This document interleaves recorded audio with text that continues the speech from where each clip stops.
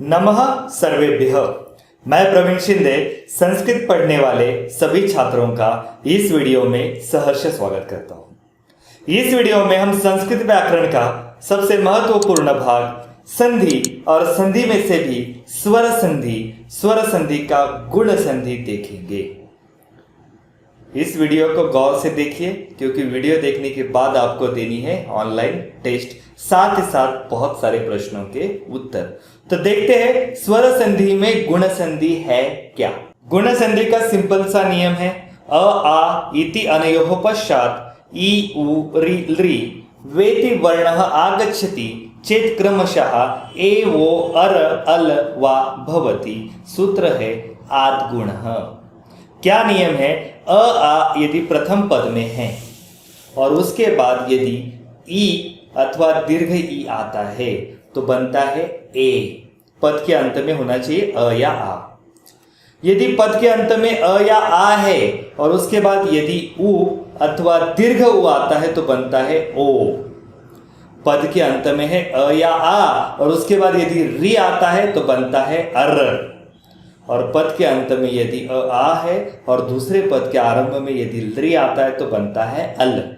अर्थात पहले पद के अंत में अ आ होना चाहिए और उसके बाद यदि ई आता है तो बनता है ए, उ आता है तो बनता है ओ, री आता है तो बनता है अर और लृ आता है तो बनता है अल। जिस प्रकार अगर पहला एग्जाम्पल हमारा देव अधिक इंद्र, पहले पद के अंत में है अ, उसके बाद आया है ई। अ के बाद यदि ई आता है तो दोनों के स्थान पर, किसके स्थान पर? दोनों के स्थान पर बनता है ए। तो देव अधिक इंद्र बनता है देवेंद्र। दूसरा उदाहरण देखते हैं देव अधिक ईश, पद के अंत में आया है अ, आगे आया है दीर्घ ई। यदि ये भी कंडीशन है तो दोनों के स्थान पर आदेश होता है ए।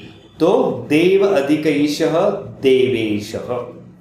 पर अधिक उपकार, पहले पद के अंत में आया है अ और उसके बाद आया है उ।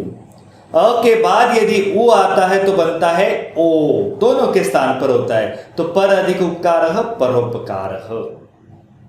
उसके बाद है एक अधिक उन्ह, पद के अंत में आया है अ, आगे आया है दीर्घ उ। यदि ये भी कंडीशन है तो अ और उ के स्थान पर बनता है ओ। तो यहां पर बना एक अधिक उन्ह एकोनः, अ अधिक उ की जगह पे ओ का आदेश। महा अधिक उर्मिः, पद के अंत में है आ, उसके बाद आया है दीर्घ उ।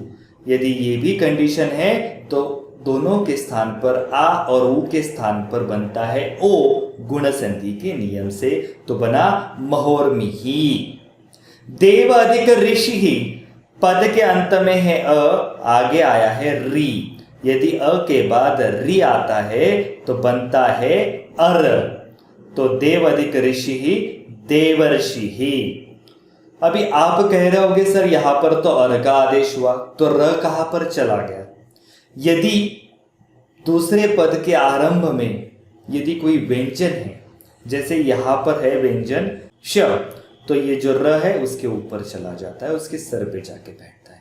यदि कोई स्वर होता तो र यहां पर व्यंजन पूरा होता, यदि आगे अ होता तो र अधिक र बन जाता। आगे वाला एग्जाम्पल है तव अधिक लृकारः, तव अधिक लृकारः, अ के बाद आया है लृ। तो ऐसी कंडीशन में गुण संधि कहती है दोनों के स्थान पर बनता है अल। तो तव अधिक लकारः तवलकारः। अभी अल में भी ल हलंत है इसलिए वो आगे वाले क में जुड़ गया तवलकारः। इस प्रकार है गुण संधि का सिंपल साधारण नियम। क्या नियम है? पद के अंत में यदि अ आ है उसके बाद ई आए या दीर्घ ई आए तो बनेगा ए। पद के अंत में अ आ है और फिर आगे उ आए या दीर्घ उ आए तो दोनों के स्थान पर होगा ओ। पद के अंत में अ आ है, आगे यदि आता है री तो दोनों के स्थान पर बनता है अर। पद के अंत में यदि अ आ है और आगे आया लृ तो दोनों के स्थान पर बनता है अल। ये सिंपल सा नियम है। अब इसी नियम के आधार पर हम कुछ प्रश्न दें। पहला प्रश्न है अनेन अधिक इति। चलिए सोचिए पद के अंत में क्या है? अनेन के अंत में है, आगे आया ई, तो दोनों के स्थान पर बनेगा ए, तो अनेनेति, ऐसा उत्तर आएगा अनेनेति। यथा अधिक इच्छया, यथा अधिक इच्छया, पद के अंत में है आ, आगे आया ई, आ अधिक ई बनता है ए, तो यथेच्छया। कैसे होगा विग्रह, कैसे होगा आप सोचिए। मातेव का माता अधिक एव, क्यों? क्योंकि पद के अंत में है आ, आगे आया ई, गुण संधि कहती है आ अधिक ई बनता है ए, तो मातेव। ये सारे उदाहरण जो है अभ्यासवान भव इस पुस्तक से लिए गए हैं। इस पुस्तक को पढ़ना जरूरी है क्योंकि सीबीएसई के गाइडलाइन की तहत बताया गया है जो भी व्याकरण के प्रश्न होंगे वह अभ्यासवान भव के बाहर से नहीं होने चाहिए। तो उसी को हम सॉल्व करवा रहे हैं संधि के साथ। लतेयम पद है, दो पदों को मिलाया है, उनका विग्रह करना है। क्या बनेगा? लता अधिक यम, पहले पद के अंत में आ, दूसरे के आरंभ में ई, दोनों के स्थान पर बनता है ए, लतेयम।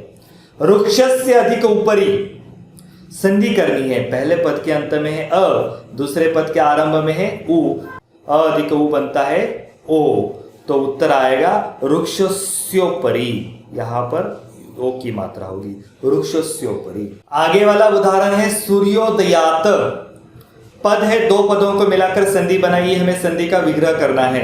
संधि का विग्रह होता है सूर्य अधिक उदयात, सूर्य के अंत में है अ, आगे आया वो, दोनों मिलकर बना ओ, सूर्योदयात। फिर है घृत अधिक उत्पत्ति, संधि करनी है, अ अधिक ओ, घृतोत्पत्ति। नेक्स्ट उदाहरण है मानवोचितम, संधि विच्छेद करना है, मानव अधिक उचितम, अ अधिक ओ, संधि का नियम है, गुण संधि। फिर है गृह अधिक उद्यानम, अ अधिक ओ, गृहोद्यानम, इस प्रकार इसकी हो जाएगी। महा अधिक ऋषि, आ अधिक रि बनता है अर, तो महर्षि ही, आगे व्यंजन है इसलिए वह रफार में परावर्तित हो गया, महर्षि। देवर्षि ही, संधि विच्छेद करना है, अर लगता है तो गुण संधि है, देव अधिक ऋषि ही, देवर्षि ही। और वसंत अधिक ऋतु, संधि करनी है, अ अधिक रि बनता है अर, तो वसंत ऋतु, र ऊपर चला गया क्योंकि आगे तू है, व्यंजन है। वर्ष ऋतु, यहां पर संधि विच्छेद होगा, वर्षा अधिक ऋतु, आ के बाद यदि रि आता है तो बनता है अर।